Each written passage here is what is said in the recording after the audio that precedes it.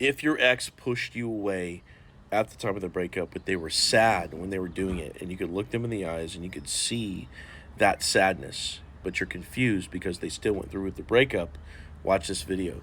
Hey, what's up? I'm Coach Benny, and I help people get their exes back. And before I did this, I was a dating coach for about 5 years, where I had to pay a lot of attention to how to create attraction in other people. And when it comes to getting mixed signals from your ex, like you could tell that something's still there deep down inside, but they purposefully pushed you away and they've been cold and super distant since then, and it's totally unlike how they were in the relationship. It's really, really hard to understand what's happening in their mind, but I'm going to do my best to break it down for you here in this video. Your ex was most likely neglected or emotionally neglected in childhood.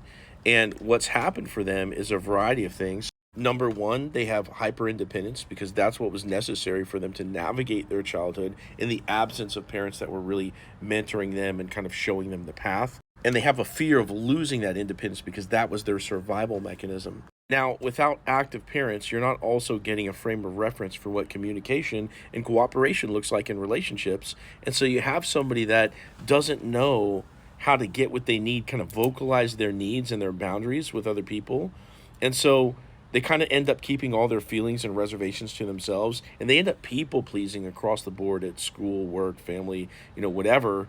And they spread themselves really thin. They get overwhelmed from stress, from having not having set boundaries.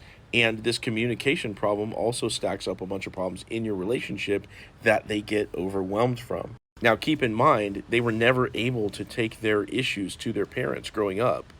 And so, for that same reason, they don't really expect that they can do that with you, even if you've shown up really, really well in the relationship. Now, what tends to go along with all these other problems is a fear of commitment. And that's because deep down, the type of ex that feels sad that they're breaking up with you, but they do it anyway, this is the kind of person that feels like they're broken inside.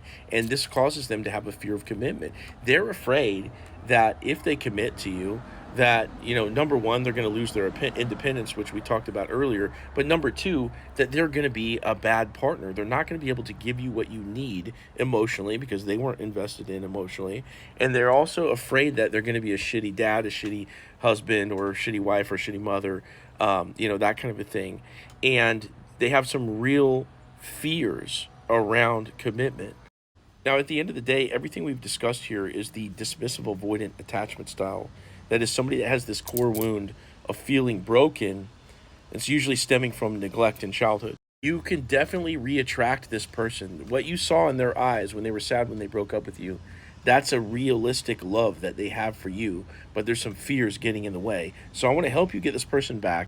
And if you want my help, click into my profile, click this link right here, set up a call with me, and tell me your story, and then I'll give you a step-by-step game plan to bring them back into your life and how to keep them there for good.